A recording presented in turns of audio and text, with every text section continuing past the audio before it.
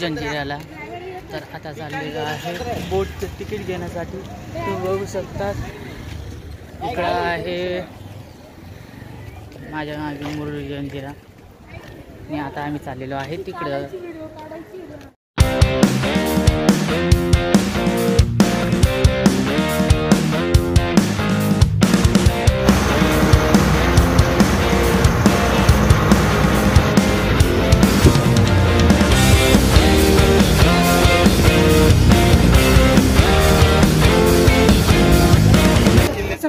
अमानत boat पूछ के बैठना है और कोई बोट में बैठना नहीं है. क्यों? ये किले में एक जगह एक एरिया से बोट नहीं चलता है. 3-4 अलग अलग गांव से अलग अलग एरिया से बोट आता है. सब बोट चढ़ने उतरने में सेम होता है. इनके सब लोग किला घूम के आ जाओगे.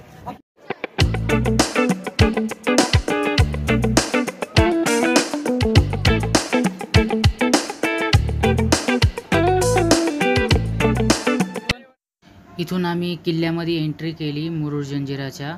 खूप सुंदर असा किल्ला आहे हा. तुम्ही नक्कीच व्हिजिट करा. खूपच भारी असा किल्ला आहे. आणि इथून थोडंच पुढे गेल्यानंतर गोड पाण्याचा तलाव आहे हा. आम्ही आता आलेलो आहे मुरुड जंजिराच्या इथं किल्ल्यामध्ये. बघू शकता